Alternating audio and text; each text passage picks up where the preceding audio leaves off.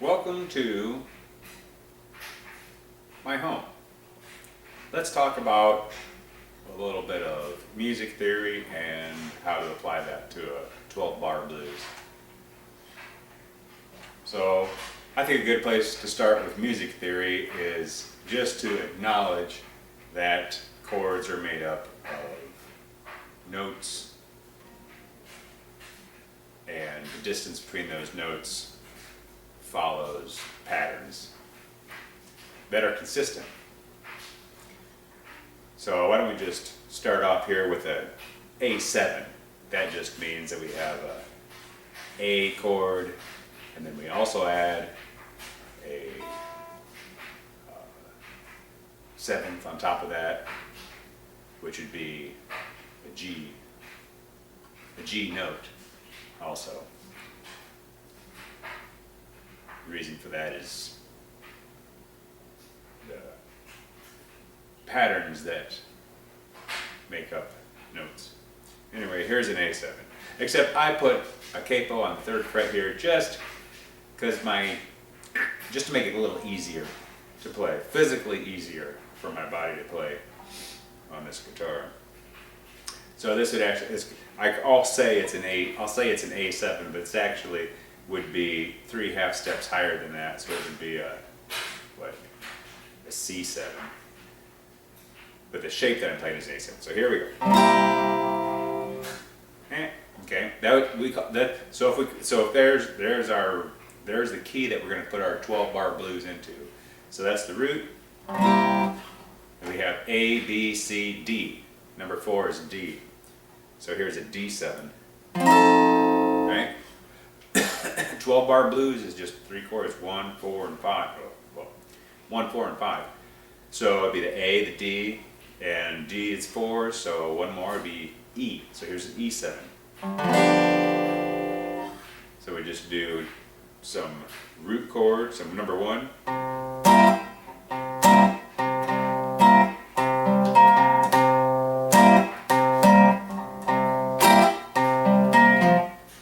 Whatever pattern, maybe you can come up, I'm sure you can come up with some better pattern than that.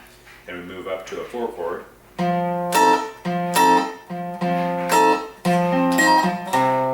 Back to the 1. Go to the 5. 4.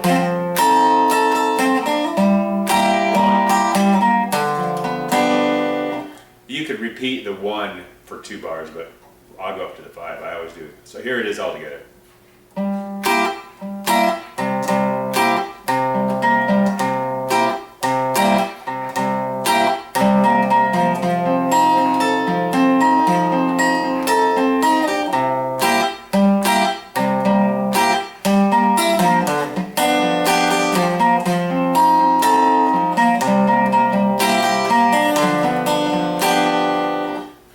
That pattern, you can move that pattern anywhere.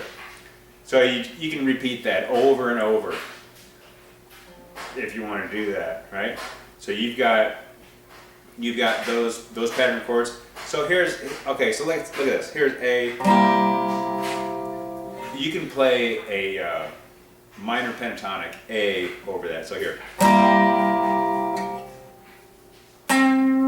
So here's your, okay, so keep in mind everything's moved up 3 half steps, so it's not going to, this is not going to be tuned the same. If you want the same note, you'd also have to play a capo on 3rd fret, and that's just so physically it's easier for me. Here's your A7. Here's your A note, right? Little vibrato. So the A minor pentatonic. A, skip the B, give a C. D, E, no F, and a G.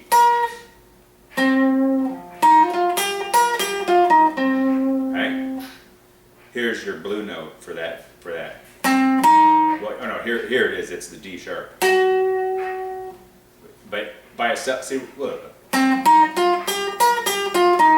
Now listen to this. Sounds like it's off, right? Now listen to this.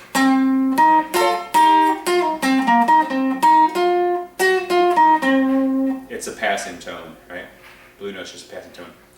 And so that is, here's A is 1, B is 2, you don't play it in the pentatonic, because what the pentatonic scale does is it eliminates half steps. There's a half step between B and C because there's no B sharp. It wants to keep the C because C is in the A chord, A, C, E, right? E is also in the A chord. So you want to keep the A, keep the C, keep the E, but eliminate all the half step, any half steps, which would be between B and C and between E and F. So your pentatonic, your A minor pentatonic, or all pentatonic, well, I should say, all minor pentatonics are, you don't play the 2 and you don't play the 6. So A, C, D, E, G, right?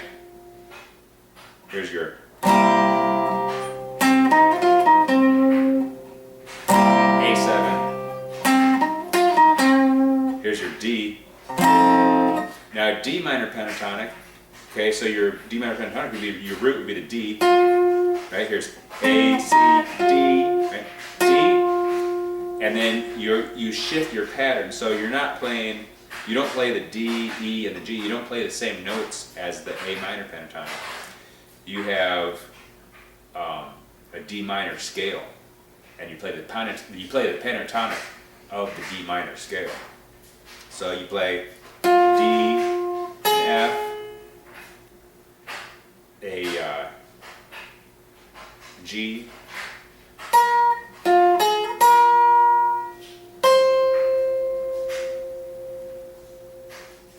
A, right?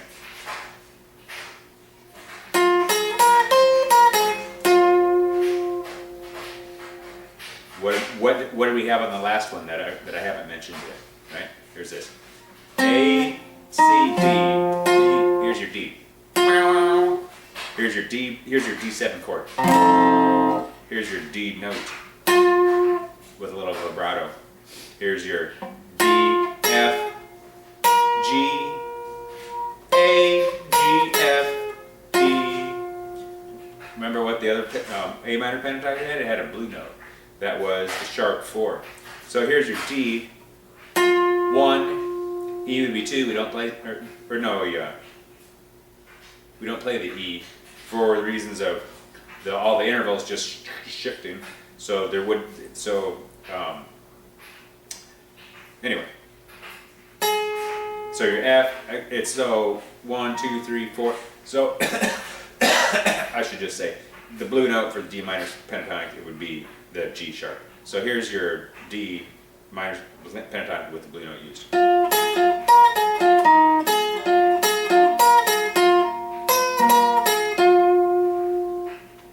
Here's your D7.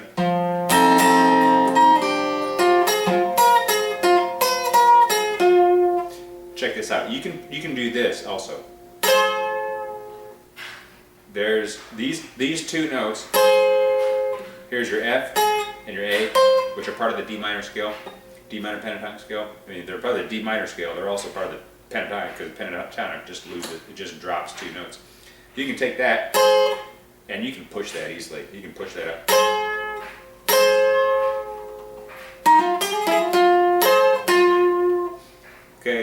Okay, and so now here we're going to go to your E7, right?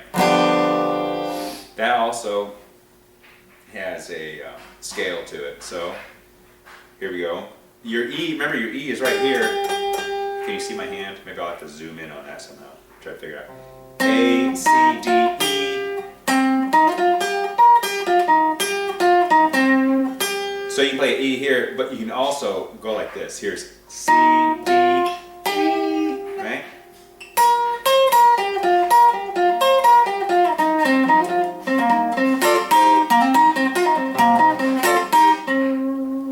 Here's an E right here.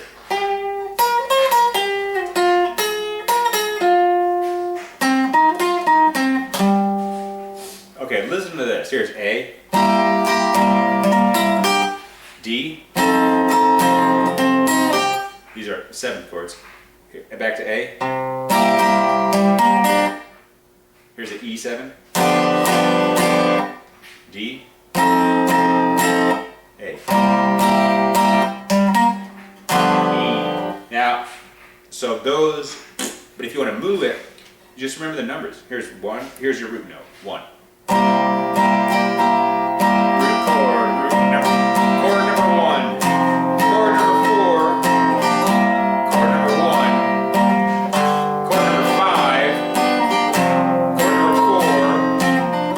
Chord number 1. Chord number 5. Right? Now let's look at this. Do your scale number 1, which is your A minor pentatonic scale. Just kind of whatever that starts and ends, or at least ends, on your whatever your root is. A, D, E, right? So I'm going to just run through this. 1 scale.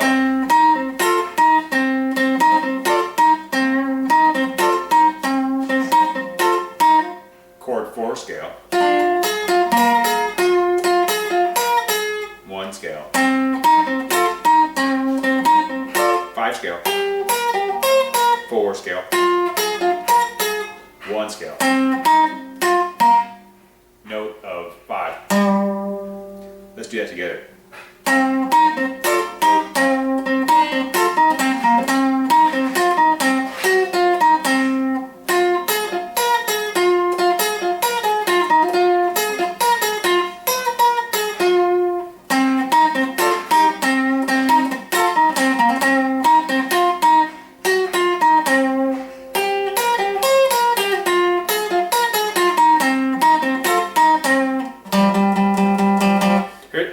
This is your turnaround. This is what you call your turnaround.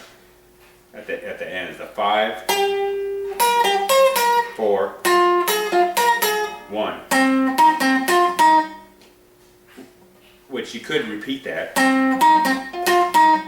I actually more commonly see that as repeating that, but I've always liked where it goes back to the 5.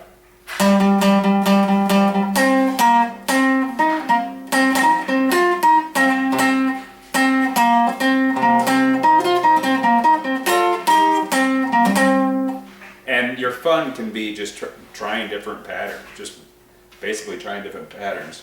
You don't have to sit cross-legged. You can go like this.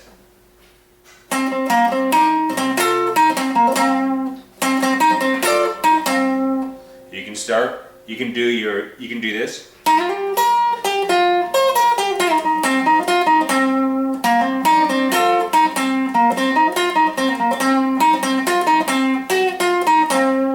Start up here.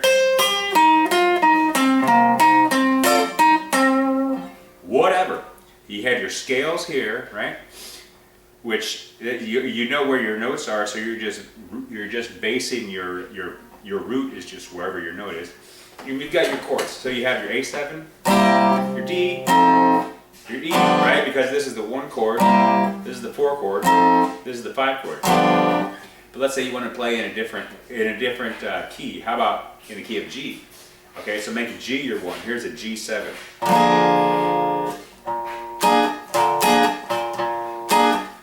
If G is 1, what's 4? G, A, B, C. Here's your C7.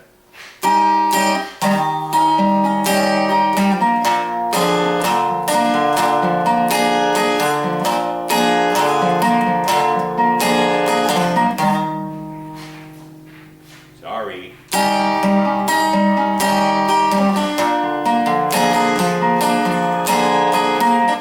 If C is 4, what's 5? D, right? Let's start from top here.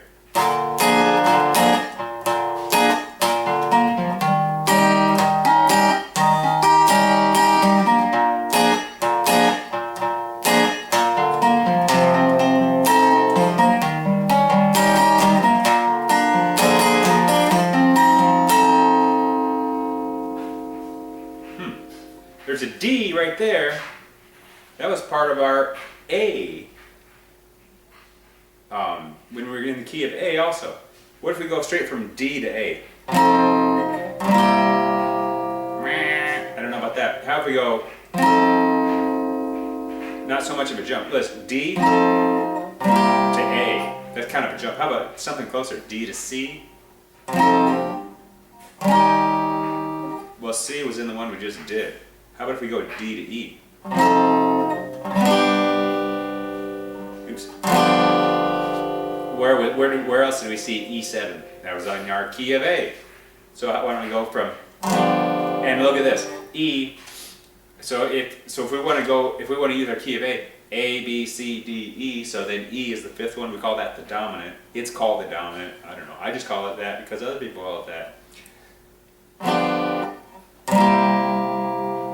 Kind of sounds like it resolves. Now listen to this. Look at this. We'll do our G first in the key of G, and then we'll just modulate to the key of A using E7 as a. I'm not sure if you'd call it a pivot chord. People say pivot chord sometimes, so we'll call it that. We'll call it E, our pivot chord. Here we go. Start it in G.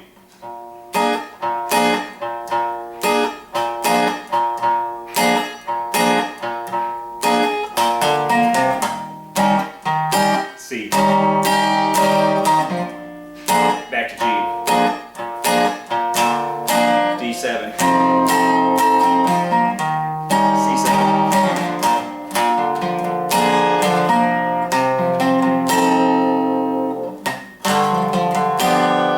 I'm going to try it once without talking, and I'll just play it straight through. Here we go.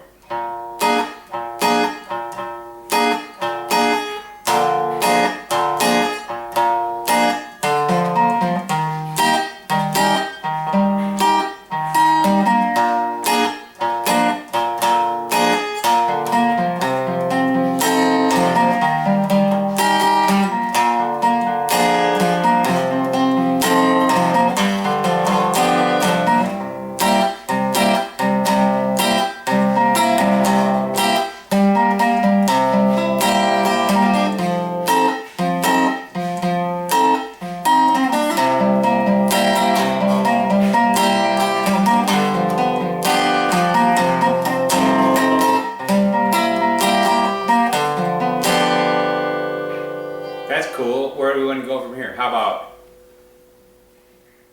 Okay, we're we just did the key of A major.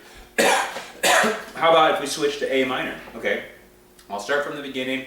I'll go from A major to A minor, just with nothing pivoting in between. So, and I'll play it I'll go through it kind of quick here, so it's not not so drawn out.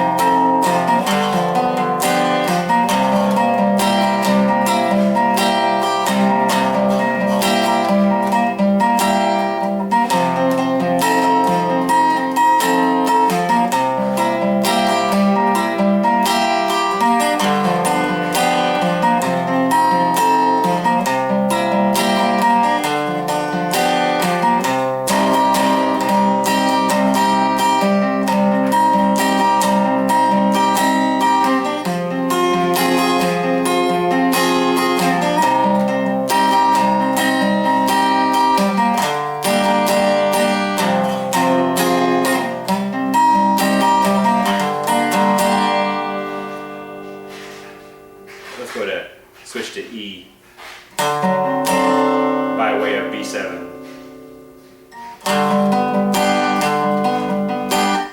Let's switch up our pattern too.